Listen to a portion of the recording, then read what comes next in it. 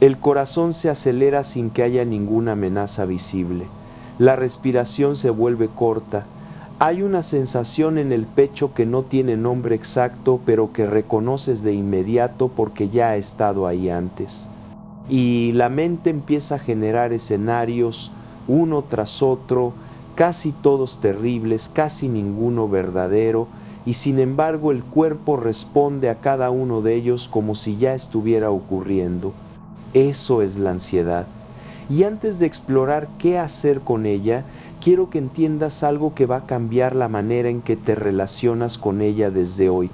La ansiedad no es una falla de tu sistema nervioso. Es tu sistema nervioso haciendo exactamente lo que fue diseñado para hacer, en un mundo que ya no se parece al mundo para el que fue diseñado. Esa distinción no es un consuelo barato, es el punto de partida de todo lo que vamos a explicar hoy. Porque entender el mecanismo exacto de la ansiedad, no de manera vaga sino con precisión neurológica, es lo que te permite dejar de pelear contra tu propio cuerpo y empezar a trabajar con él. Empecemos por el sistema que está en el centro de todo esto, el sistema nervioso autónomo y específicamente su rama simpática. Cuando el cerebro detecta una amenaza, sea real o percibida, activa lo que se conoce desde hace más de un siglo como la respuesta de lucha o huida, descrita originalmente por el fisiólogo Walter Cannon en la Universidad de Harvard. El hipotálamo envía una señal a las glándulas suprarrenales que liberan adrenalina de manera casi instantánea. El corazón acelera para enviar más sangre a los músculos. La respiración se vuelve más rápida y superficial para maximizar el oxígeno disponible. La digestión se ralentiza porque no es prioritaria en una emergencia. La atención se estrecha y se enfoca exclusivamente en la fuente percibida de peligro. Este sistema es extraordinariamente eficiente y ha mantenido viva a la especie humana durante cientos de miles de años. El problema es que evolucionó para responder a amenazas físicas concretas y de corta duración. El depredador que aparece, el peligro inmediato que requiere correr o luchar y que termina en minutos, de una manera u otra. El neurocientífico Robert Sapolsky de la Universidad de Stanford ha explicado esto con una claridad que se ha vuelto referencia obligada en el campo. En su investigación sobre el estrés, Sapolsky señala que las cebras del Serengeti activan este sistema cuando un león aparece y lo desactivan en cuanto el peligro pasa, ya sea porque escaparon o porque el león se fue. El sistema se activa, cumple su función y se apaga. El ser humano moderno, dice Sapolsky, activa exactamente el mismo sistema fisiológico ante amenazas que no son físicas, que no tienen un final claro y que pueden mantenerse activas en la imaginación durante horas, días o años. La factura pendiente, la conversación incómoda que hay que tener, la incertidumbre sobre el futuro, el correo electrónico que no se ha respondido. Ninguna de estas cosas es un león, pero el cuerpo no distingue bien entre un león real y un león imaginado con suficiente vividez. Activa el mismo sistema, y aquí está el problema central. Ese sistema, diseñado para emergencias breves, no fue diseñado para estar activo de manera crónica. Cuando lo está durante semanas, meses, años, el cuerpo paga un precio fisiológico real que vamos a ver en detalle. Pero antes quiero ir a la estructura cerebral específica que está en el corazón de la ansiedad, la amígdala. Esa misma estructura que mencionamos al hablar de la ira y que tiene un papel central también aquí. El neurocientífico Joseph Ledoux, cuyo trabajo ya exploramos en el episodio sobre el enojo, dedicó gran parte de su investigación a entender exactamente cómo la amígdala procesa las señales de amenaza. Lo que descubrió es que la amígdala puede activarse a partir de información incompleta, ambigua o incluso incorrecta. No necesita una amenaza confirmada. Necesita solo la posibilidad de una amenaza procesada de manera muy rápida y muy poco precisa para activar todo el sistema de alarma. Esto explica por qué la ansiedad anticipatoria, la que aparece antes de que algo ocurra, basada en escenarios que la mente construye sobre lo que podría pasar, activa el cuerpo con la misma intensidad que una amenaza real. La amígdala no diferencia bien entre la probabilidad real de un evento y la vividez con que lo imaginamos. Cuanto más detallado y gráfico es el escenario que la mente construye, más real lo trata el sistema de alarma. La psicóloga Lisa Feldman Barrett de la Universidad Northeastern ha llevado esta comprensión un paso más allá con su teoría de las emociones construidas. Según Barrett, el cerebro no detecta emociones como si fueran señales fijas esperando ser reconocidas. El cerebro construye constantemente predicciones sobre lo que va a ocurrir basándose en la experiencia pasada y genera sensaciones corporales en anticipación a esas predicciones antes incluso de tener confirmación de que la predicción es correcta. Esto significa algo muy importante. Buena parte de lo que sentimos como ansiedad no es una respuesta a lo que está ocurriendo ahora. Es una predicción del cerebro basada en patrones aprendidos sobre lo que probablemente va a ocurrir, y el cuerpo, fiel a esa predicción, se prepara para ella como si ya fuera un hecho.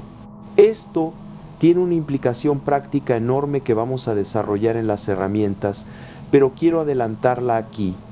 Si la ansiedad es en gran medida una predicción y no una percepción directa de la realidad, entonces hay margen real para intervenir en el proceso predictivo.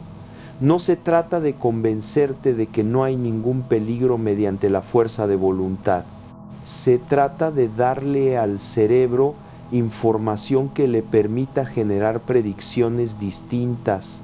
Quiero detenerme ahora en algo que la investigación de los últimos 20 años ha establecido con bastante solidez y que tiene que ver con la diferencia entre el estrés agudo, que puede ser incluso beneficioso, y la ansiedad crónica, que tiene costos reales y medibles. Kelly McGonigal, psicóloga de la Universidad de Stanford, ha documentado en su investigación algo que contradice la intuición popular sobre el estrés.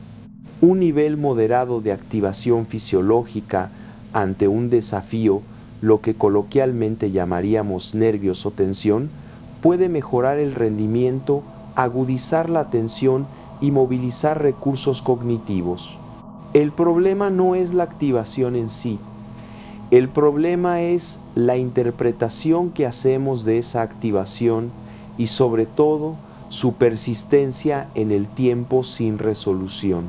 La activación que se mantiene de manera crónica, sin la descarga física para la que fue diseñada y sin resolución de la amenaza percibida, es la que genera el daño. Y aquí entra de nuevo el cortisol, la hormona del estrés que ya vimos en el episodio sobre la memoria. Los niveles elevados y sostenidos de cortisol, documentados extensamente por investigadores como Bruce McEwen de la Universidad Rockefeller, quien acuñó el concepto de carga alostática para describir el desgaste acumulado que el estrés crónico produce en múltiples sistemas del cuerpo, se asocian con deterioro del sistema inmune, aumento de la inflamación, alteraciones del sueño, deterioro de la memoria y mayor riesgo cardiovascular.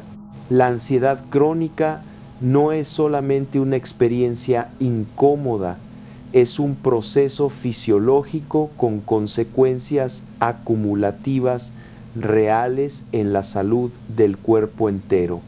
Ahora bien, Hay un componente de la ansiedad que tiene una importancia práctica enorme y que pocas veces se explica con claridad: la respiración. El sistema nervioso autónomo tiene dos ramas que trabajan en tensión, igual que vimos con el sistema límbico y la corteza prefrontal en el episodio sobre la procrastinación. La rama simpática, que activa la respuesta de alerta, y la rama parasimpática, que la desactiva y devuelve al cuerpo a un estado de calma. La buena noticia es que existe una vía de acceso directo y voluntario a la rama parasimpática, y es el nervio vago, a través de la respiración. El investigador Stephen Porges, creador de la teoría polivagal, ha documentado cómo la respiración lenta y profunda, especialmente cuando la exhalación es más larga que la inhalación, estimula el nervio vago y activa de manera directa la respuesta parasimpática, reduciendo la frecuencia cardíaca y enviando al cerebro una señal de seguridad. Esto no es una técnica de relajación genérica, es una palanca fisiológica directa y medible sobre el sistema nervioso autónomo. Esto es importante porque significa que tienes acceso a un control real, no metafórico, sobre tu propio estado de activación, a través de algo tan simple como la manera en que respiras. Vamos a convertir esto en una herramienta concreta dentro de un momento. Quiero hablar también de algo específico para la generación que escucha este canal, porque la ansiedad cambia de forma con la edad y eso rara vez se explica. En la segunda mitad de la vida, la ansiedad adquiere con frecuencia un contenido distinto al de la juventud. Ya no es tanto la ansiedad social del que teme no encajar, ni la ansiedad de rendimiento del que empieza su carrera. Se vuelve una ansiedad relacionada con el control sobre la propia salud, con la conciencia más aguda de la finitud, con la preocupación por hijos que ya son adultos, pero que siguen generando inquietud, con el cuidado de padres ancianos, con la incertidumbre económica de cara al futuro. Hay también un factor biológico específico que merece mención: los cambios hormonales asociados a la menopausia, en particular la fluctuación y posterior descenso de estrógeno y progesterona, tienen un impacto documentado sobre los sistemas de regulación del estado de ánimo y la ansiedad. La progesterona en particular tiene un metabolito llamado alopregnanolona que actúa sobre los mismos receptores cerebrales que regulan la calma, los receptores GABA. Cuando los niveles de progesterona caen durante la perimenopausia, ese efecto calmante natural disminuye, lo cual explica por qué muchas mujeres experimentan un aumento notable de la ansiedad durante esta transición, independientemente de su historia previa de ansiedad. Saber esto no es resignarse a ello, es entender que hay una base biológica real que puede ser abordada, incluyendo, cuando sea apropiado, con apoyo médico profesional, y no solo con fuerza de voluntad o con la idea de que uno debería poder controlarlo todo con la mente. Saber esto no es resignarse a ello, es entender que hay una base biológica real que puede ser abordada, incluyendo, cuando sea apropiado, con apoyo médico profesional, y no solo con fuerza de voluntad o con la idea de que uno debería poder controlarlo todo con la mente. Quiero detenerme también en una forma de ansiedad muy específica que casi todo el mundo experimenta en algún grado y que tiene una explicación evolutiva particularmente clara: la ansiedad social, el miedo al juicio de los demás. El psicólogo evolutivo Mark Leary, de la Universidad de Duke, propuso lo que se conoce como la teoría del sociómetro, según la cual los seres humanos desarrollamos un sistema interno que monitoriza constantemente, de manera mayormente inconsciente, el grado de aceptación o rechazo que percibimos en nuestro entorno social. Y esto no es un capricho cultural moderno. Durante la inmensa mayoría de la historia evolutiva humana, ser excluido del grupo no era una incomodidad social, era literalmente una sentencia de muerte. Un ser humano expulsado de su tribu en un entorno ancestral tenía pocas probabilidades de sobrevivir solo. Por eso el cerebro trata el riesgo de exclusión social con una urgencia que parece desproporcionada para los estándares actuales. El neurocientífico Matthew Lieberman, cuyo trabajo sobre el etiquetado de emociones ya mencionamos en el episodio sobre la procrastinación, ha mostrado mediante neuroimagen que el rechazo social activa regiones cerebrales que se superponen significativamente con las que procesan el dolor físico. Cuando temes la desaprobación de alguien o el juicio de un grupo, tu cerebro está usando, en parte, el mismo sistema que usaría ante una herida real. Esto explica por qué la ansiedad antes de una reunión familiar tensa, antes de una conversación donde puedes ser juzgado, antes de exponerte de cualquier manera ante la mirada de otros, puede sentirse tan intensa aunque racionalmente sepas que nadie te va a hacer daño físico. El sistema de alarma no está calibrado para la diferencia entre el peligro físico ancestral y el riesgo social moderno. Los trata, en gran medida, como la misma cosa. Entender esto no elimina la ansiedad social, pero sí cambia su significado. No es una señal de que algo está mal contigo. Es la prueba de que tu cerebro sigue protegiendo algo que durante la mayor parte de la historia humana era literalmente una cuestión de supervivencia, la pertenencia al grupo. Vamos ahora a las herramientas concretas. La primera herramienta y la más inmediata es la respiración con exhalación prolongada. Inhala contando hasta 4, mantén el aire un segundo, exhala contando hasta 6 u 8, más lento que la inhalación. Repite esto durante al menos 2 minutos. Esto no es simbólico.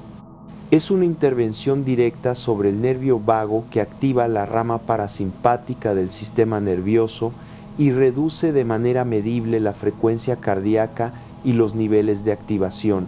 Cuando sientas que la ansiedad se dispara, esta es la primera acción, antes de cualquier intento de razonar contigo mismo, porque mientras el cuerpo está en alerta alta, la corteza prefrontal tiene menos recursos disponibles para pensar con claridad. La segunda herramienta tiene que ver directamente con lo que vimos sobre la predicción cerebral de Lisa Feldman Barrett. Se llama distinción entre amenaza e incertidumbre. Cuando sientas ansiedad, pregúntate con precisión: ¿estoy reaccionando a una amenaza real y específica que está ocurriendo ahora, o estoy reaccionando a la incertidumbre sobre algo que podría ocurrir en el futuro? La mayoría de las veces, la respuesta honesta es la segunda, y nombrar esa distinción con esas palabras exactas, esto es incertidumbre, no es una amenaza confirmada, le da a la corteza prefrontal información que puede usar para moderar la señal de la amígdala. No elimina la incertidumbre, que es real y no se puede eliminar, pero cambia la relación que tienes con ella. La tercera herramienta es el anclaje sensorial y tiene una base sólida en la investigación sobre el trauma y la regulación del sistema nervioso, en particular en el trabajo de Bessel van der Kolk sobre cómo el cuerpo procesa el estrés. Cuando la mente está atrapada en escenarios futuros que generan ansiedad, traer la atención de manera deliberada a los sentidos del presente, lo que se puede tocar, lo que se puede ver con detalle, lo que se puede oír en este momento exacto, interrumpe el bucle de predicción catastrófica porque obliga al cerebro a procesar información sensorial real y presente que compite por los mismos recursos atencionales que la rumiación sobre el futuro. La cuarta herramienta es el ejercicio físico, que aquí cumple una función ligeramente distinta a la que vimos en el episodio sobre la memoria. El ejercicio aeróbico no solo construye el cerebro a largo plazo, a corto plazo metaboliza directamente el exceso de cortisol y adrenalina que el cuerpo ha generado en respuesta a la activación de ansiedad. Es literalmente dar al cuerpo la acción física para la que se preparó cuando activó la respuesta de lucha o huida, incluso cuando la amenaza original era completamente imaginaria o simbólica. 20 minutos de caminata a paso rápido después de un episodio de ansiedad intensa tienen un efecto medible en la reducción de las hormonas de estrés circulantes. La quinta herramienta tiene que ver con la diferencia entre la preocupación productiva y la rumiación, distinción estudiada extensamente por la psicóloga Susan Nolen-Hoeksema. La preocupación productiva tiene un final, identifica un problema concreto y termina en una acción posible aunque pequeña. La rumiación no tiene final, repite el mismo escenario sin generar ninguna acción, solo malestar repetido. Cuando notes que estás dando vueltas a lo mismo sin llegar a ninguna parte, pregúntate de manera explícita, ¿hay algo que pueda hacer ahora mismo respecto a esto? Si la respuesta es sí, hazlo, aunque sea un paso pequeño. Si la respuesta es no, porque depende del futuro o de algo fuera de tu control, nombra eso también. No hay acción posible ahora y posponer conscientemente el pensamiento hasta que haya algo concreto que hacer, en lugar de dejarlo correr en bucle. El anciano curandero de la sierra al que regresó en estas reflexiones tenía una manera de hablar de esto que, una vez más, llegaba por otro camino al mismo lugar que la ciencia. Me dijo una vez, mientras yo le contaba sobre una preocupación que me tenía despierto, que la mente humana es como un explorador que sale antes que el cuerpo a revisar el camino, y que ese explorador es valioso porque avisa de los peligros reales, pero que un explorador que nunca regresa, que sigue corriendo cada vez más lejos, imaginando peligros que todavía no existen, deja al cuerpo solo, esperando noticias que no llegan, en un estado de alerta permanente, sin ninguna información nueva que lo justifique. Me dijo, tu trabajo no es matar al explorador, es enseñarle a volver. Eso es exactamente lo que hacen estas herramientas. No intentan eliminar la capacidad de anticipar que es valiosa y que te ha protegido muchas veces de manera real. Le enseñan al explorador a volver a traer la información que tiene y a dejar que el cuerpo descanse cuando no hay nada más que pueda hacer con esa información todavía. Resumo las 5 herramientas. La respiración con exhalación prolongada como primera respuesta inmediata ante la activación, la distinción explícita entre amenaza real e incertidumbre para darle a la corteza prefrontal datos que pueda usar, el anclaje sensorial en el presente para interrumpir el bucle de predicción catastrófica, el ejercicio físico para metabolizar las hormonas de estrés ya liberadas y la distinción entre preocupación productiva y rumiación para no quedarte girando sin acción posible. La ansiedad no te dice que el mundo es peligroso, te dice que tu sistema de alarma está haciendo su trabajo a veces con más celo del que la situación actual requiere. Eso no te hace débil, te hace exactamente lo que eres, un organismo extraordinariamente bien diseñado para sobrevivir, que todavía no ha terminado de adaptarse a un mundo que cambió mucho más rápido que la evolución de su propio sistema nervioso. Trabajar con la ansiedad no es eliminarla, es aprender el lenguaje en que te habla, y responderle con la información y la acción que realmente necesita para poder por fin bajar la guardia. ¿Qué le dirías hoy a tu explorador si supieras que está esperando que vuelvas para poder descansar? Hasta la próxima, cuídate mucho.